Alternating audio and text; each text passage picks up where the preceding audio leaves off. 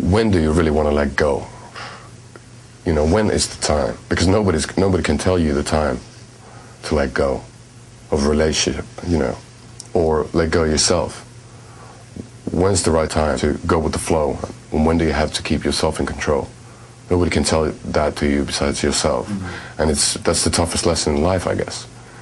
Well, that happens to a lot of people, but the tower falls in different directions, and different people have different cushions to fall on, you know, after it. You know, it's and when it comes to love, you shouldn't be having plan Bs.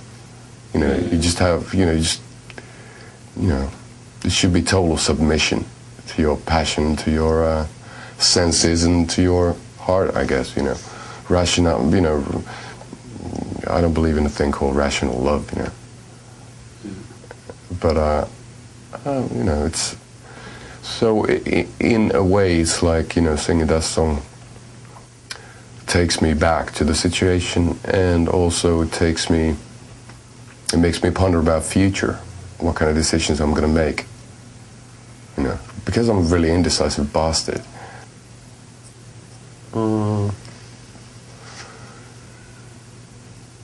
Oh, it's always different. It's always different. It's, you know, it's, I guess that, for me personally, you know, it's like Eskimos got like over 30 words for snow, but we only have one word for love, which is love. You know, of course there's, you know, adoration, you know, all different kind of little tiny adjectives describing the thing, but they can't describe it, and love is very different with different people. So even though if you're writing about separation or falling in love, it's always different because you fall in love for different reasons. And it's always, and that makes it interesting when it is a new combination for yourself, and you always feel, you know, a kid, very giddy, you know, when it starts and overwhelms you. And that's beautiful. That's why I write the songs, because I can't put that stuff down into mere words. Especially me, my funny accent, and me come from Scandinavia, so it's easy for me to put some of the emotions down in melodies, and you know, get the mood out that way. Very often it seems that a lot of people find themselves in a tough spot, and when it's a matter of, you know, love and death, it's just when you really have to make big decisions, at least for yourself, you feel that you're on the verge of losing it or gaining it, or I think that makes life worth living for, right? Makes it challenging, and makes it, well, that's the only thing that keeps me going, at least. So, you know, who's that? Yeah, well, the Office thing, you know, I heard about it for the first time.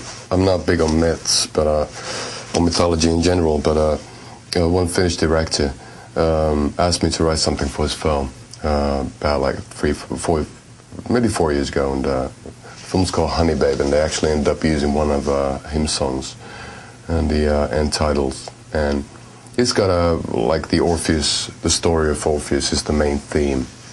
A guy falling head over heels for a lady, and, you know, the lady, for one reason or the other, you know, going to the depths of hell, and the guy being so desperate that he realizes he needs to do whatever he can, even lose himself in the process of saving her. And that's what love is all about, just losing yourself and letting all go just for the little hope for a smile.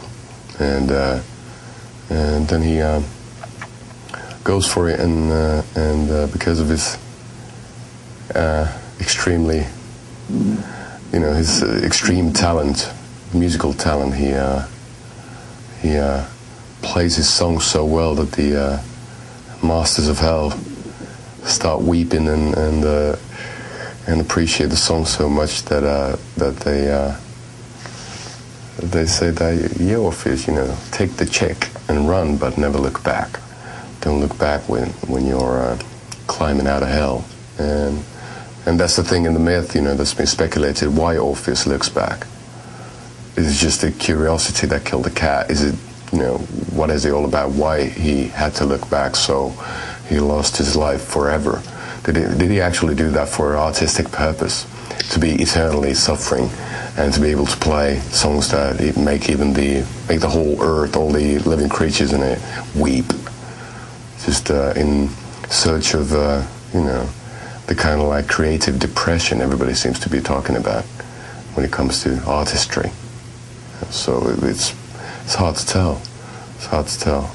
Well, basically that's what Orpheus did afterwards, you know. Kept on playing, and you know, met a few other chicks, and he wasn't interested, but the chicks were so turned on by the music he played that they, in a sexual frenzy, ripped him apart physically, and you know, that's a good way to go.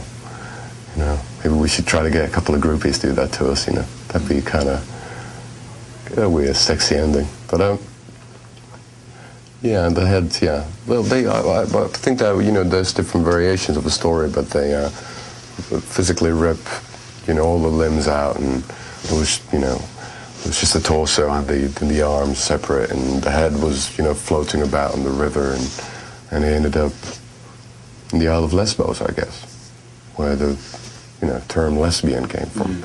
So it's kind of, you know, weird old myths, but you know, I guess more or less, you know, it's a story of being an artist in a way that you have to, or you're born that way, that you want to lose yourself entirely what you do, and you're willing, for one single successful note, you're willing to give up everything for that particular moment in time, just to be able to be reborn through a note, or through a line of words, or and the search for that can be extremely haunting for a lot of people, and I guess that's one of the reasons that a lot of people end up being, you know, mentally ill, or end up, you know, committing suicides or doing way too many drugs or alcohol or whatever, just to